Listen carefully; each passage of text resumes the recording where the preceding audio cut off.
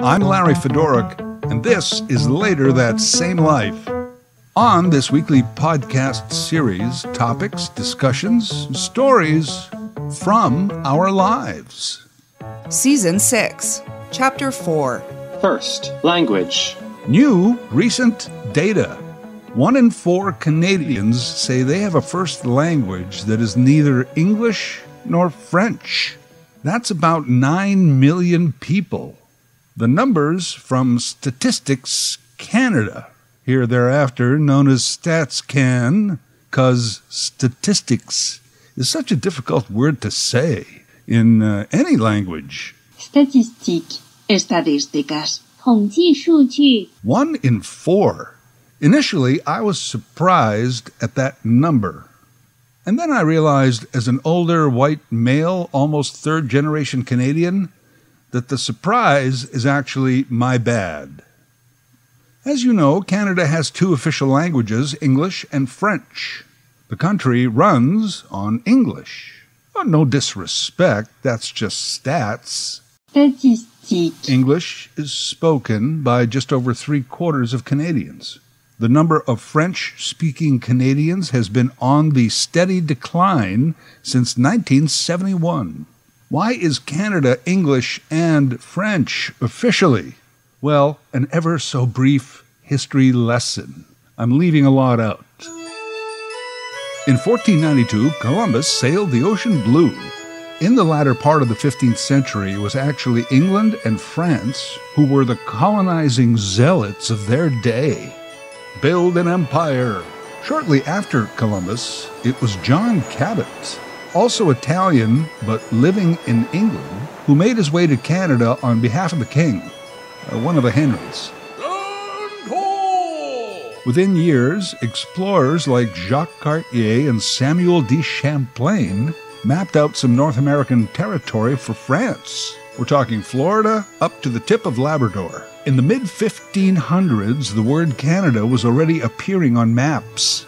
It was going well, despite the pesky Aboriginals, and also a group of upstarts known as the Founding Fathers who broke away from England to start their own country. USA, USA. We fast forward, there was a few disagreements, a couple of wars, a lot of Hudson's Bay blankets, Lower Canada, Quebec, Upper Canada, Ontario, BNA Act 1867, and we were this English-French hybrid.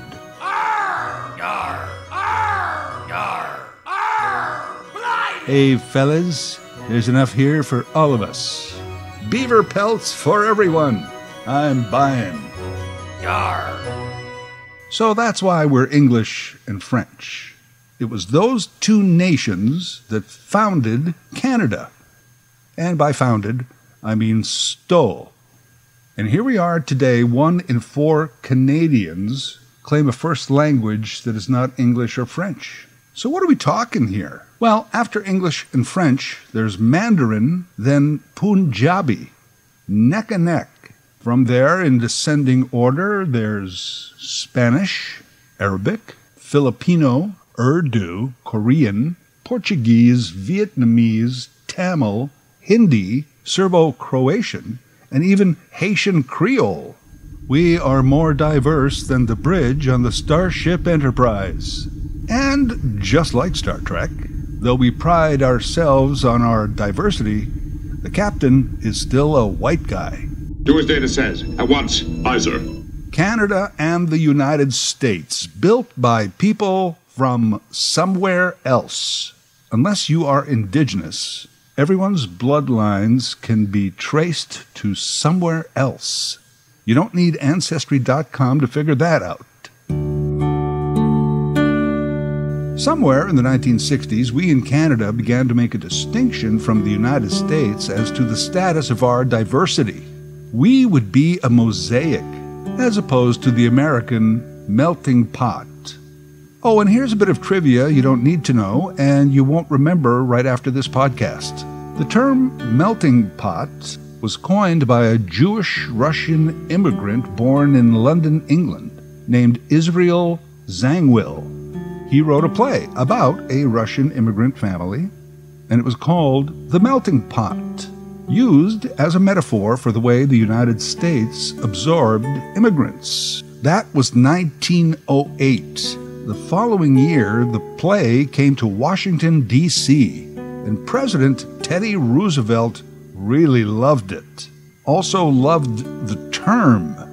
The U.S. has been referred to as a melting pot ever since. Theoretically, everyone and everything blends together into one consistent soup. I guess that really doesn't seem to be happening lately, does it? It's more like they've gone from melting pot to the frying pan and into the fire. Canada would be different, the mosaic. Each culture would be its own tile. And when all the tiles are assembled, behold, the big beautiful picture.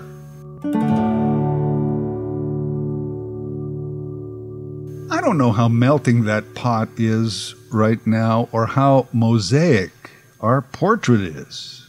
Most of us still put nationality in front of Canadian or American a lot. You know, Indian, Canadian, Italian, American, and so on and so forth. Okay, sounds good. Hang on to that past. It must mean something to you. Many places on both sides of the border map out little areas for themselves dedicated to their heredity.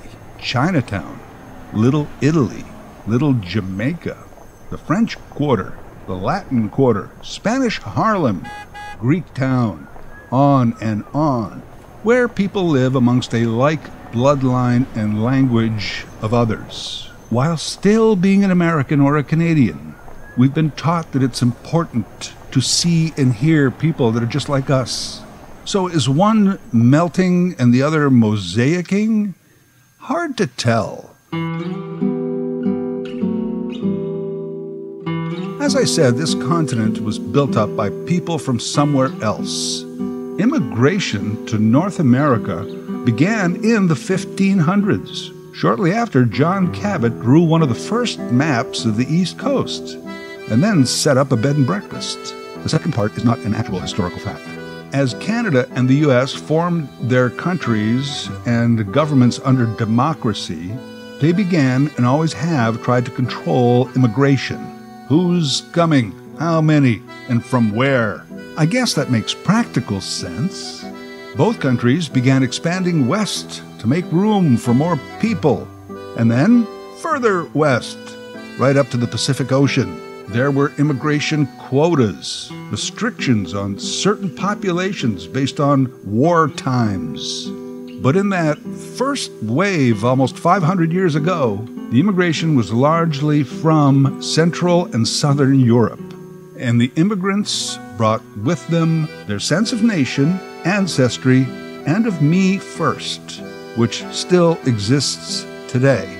Even as immigrants and descendants of immigrants, somehow there remains a culture bias against newcomers. I'm sure that most thinking, feeling Canadians wouldn't believe that we have a bias. Oh, no, we're Canada, we say. We're not like the U.S. I love immigrants. One of my best friends is an immigrant.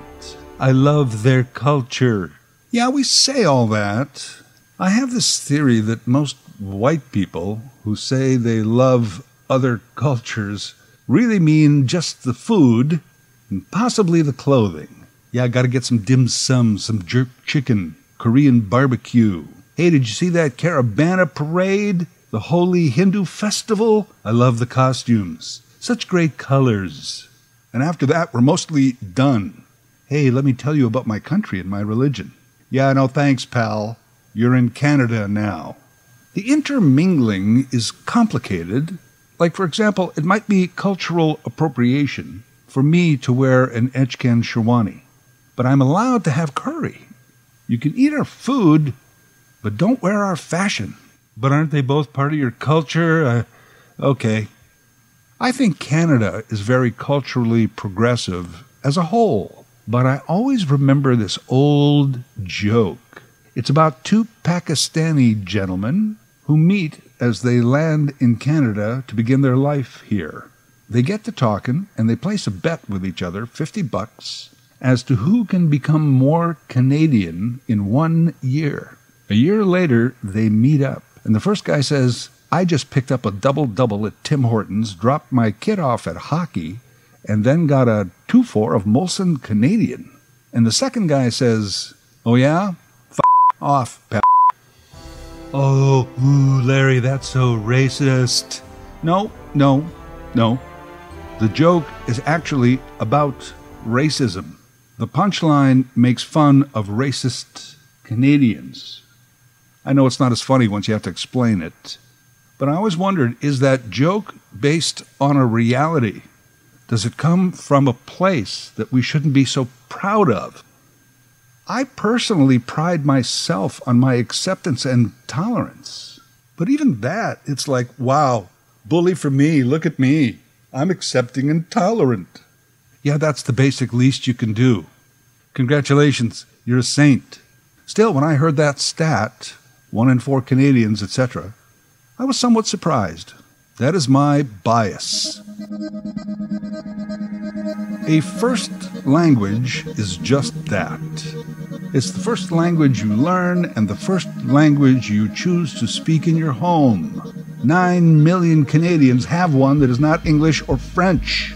And that's because they have a bias. They were raised in a family and or a culture and speak Mandarin or Punjabi or Spanish or whatever, and they feel they have to preserve that language and culture. And that's great. Do it. Your right to do it should be enshrined among the freedoms of our country. I believe that, I really do. But I also believe in critical race theory. I already did a podcast on this a few weeks ago, so I won't repeat the whole thing. But the first tenet of critical race theory is that race is a social construct. Humans made it up. I also believe that nations, by and large, are mere geopolitical lines that were drawn up as a way to exert power over a region. Patriotism and nationalism were designed for followers. And if all that is not enough to put the fear of God into you, how about this? The fear of God. The other social construct designed to keep us in line. God and religion. And to that all we add pride. I mean, even the God that you invented said pride is a sin. Well, consistency of message is not one of religion's strong points, now is it? Yeah, so pride. Take pride. Have pride. Be proud. That is lectured from the pulpit as a good thing. I guess it's not horrible, but how about a little less pride in what makes us unique and more humility to accept the things that make us the same? So as much as I want everyone to enjoy their culture and language, I also believe it's mostly meaningless. We should learn how to be good human beings first. Good for the sake of good. And then we can learn what it means to be Irish or Chinese or Catholic or Muslim. Right now we're doing the opposite, and it's not working. We're not getting along like we should. I say I'm almost third-generation Canadian because my grandparents immigrated to this country as young children. Both sides of the family were of Ukrainian descent. We hated Russians. Well, mostly Stalin. Stalin, what's to like? Well, he could grow one hell of a mustache. That was some soup strainer. The colossal cookie duster. Of course, only Stalin had soup and cookies. He starved everyone else to death. My first language was neither English nor French. By grade school, I was fluent in Ukrainian and English. Why English?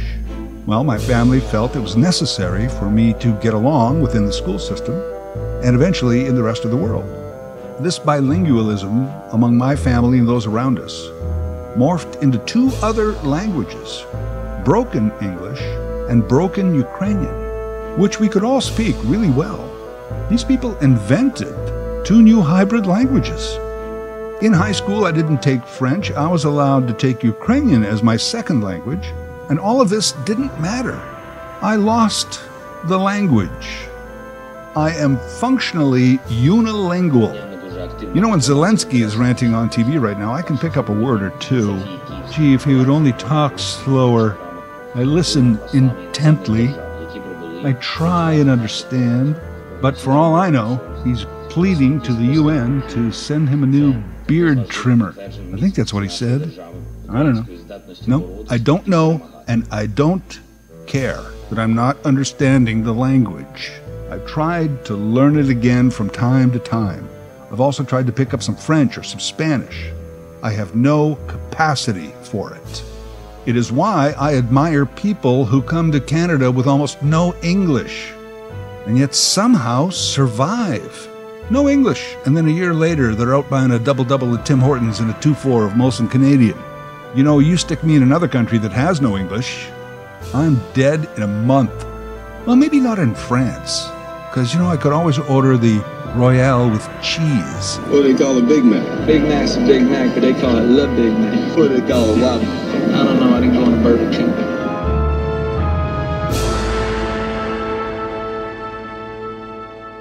Anyway, I guess that makes me a bad Ukrainian. When Putin first invaded Ukraine, a lot of people were like, "Oh, Larry, I'm so sorry, because, your people." Yeah, they're not my people. I mean, I feel horrible that members of the human race are dying for no good reason because Putin's Russian pride feels that he should re-annex Ukraine, and a Ukrainian pride that says we should belong to Europe. But again, here we are, back to social constructs and lines on a geopolitical map. All things worth dying for, apparently. The pride that goeth before the fall. So basically my heritage is Ukrainian. I certainly don't feel it's anything to be ashamed of, but being proud of it makes no sense to me. I don't discount the past. As a matter of fact, I love history, historical facts, and perspective. I just don't think we're learning the right thing from it. Why do so many people in this world want to carry the heavy baggage from their entire cultural background? The human race has to get to a sustainable future. It's time to travel light.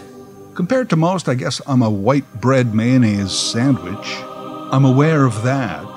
And I do love the flavors that other cultures bring to the table. But this importance on the country of origin and religion, especially religion, they're deal breakers for me. It's not that I can't accept your religion. It's that I find it difficult to accept any religion. The whole thing is a scam. All of them. Well, some faiths have less beheadings than others, but they make up for it with more sexual misconduct.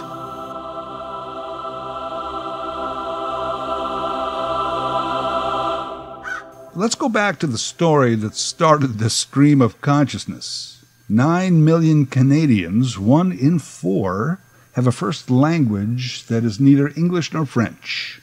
As I said, my first thought was, boy, that number is high. But then when I poked my head out of these COVID times, got out more, I was actually surprised the number wasn't higher. I know that it will be. 9 million people identify as French-speaking in this country, and that's been on the decline for the last 50 years. Almost 5 million people here speak Punjabi, and that's been steadily increasing. So in 10 or 20 years, should Punjabi be an official language of Canada? Why not? Then I thought about the stats this way. They aren't important as to who's speaking what. Maybe it only serves to show that the status quo is changing. More evidence that it has been changing for decades. I assume some Pierre Poilievre followers and other wackos might think that we're being reverse colonized and that far-right thinking is called Great Replacement Theory. I also did a podcast on that a while ago. Check it out. We're not being reverse colonized or replaced, by the way. It's just the way of the world. These stats, however, don't really prove that the status quo is changing. I think it shows an end to the status quo itself. In other words, it's not a new normal. There is no normal Unless the new normal is an absence of normal. As they used to say, the only constant is change.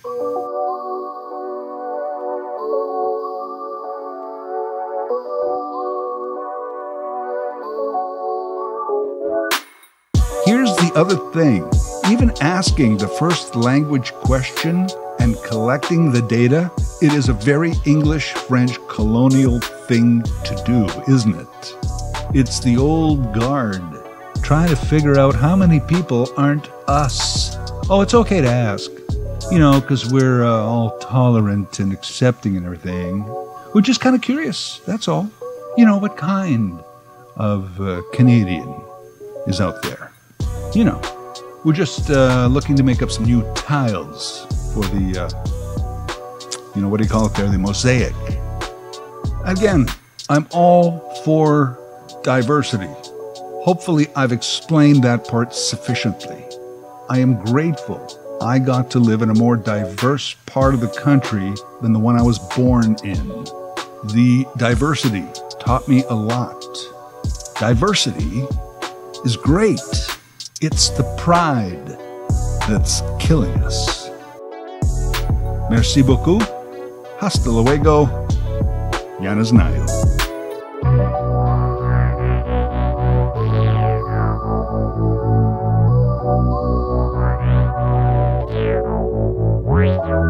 Later That Same Life is written, voiced, and produced by Larry Fedoruk. LarryFedoruk37@gmail.com. Subscribe to Larry's podcast YouTube channel. Get automatic notifications with each new episode.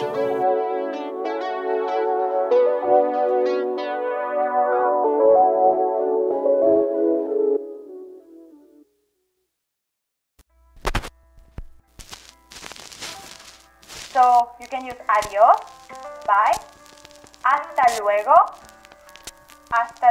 which means see you later. Now we have this hasta la vista. Just don't say that, okay? Some people say it and I find it funny because my entire life I have never heard a native speaker that says hasta la vista. I just think it's very popular because of the ex-governor of California. Just don't say it. Hasta la vista, it sounds terrible. And it sounds like you don't speak Spanish, because you just heard that word, okay?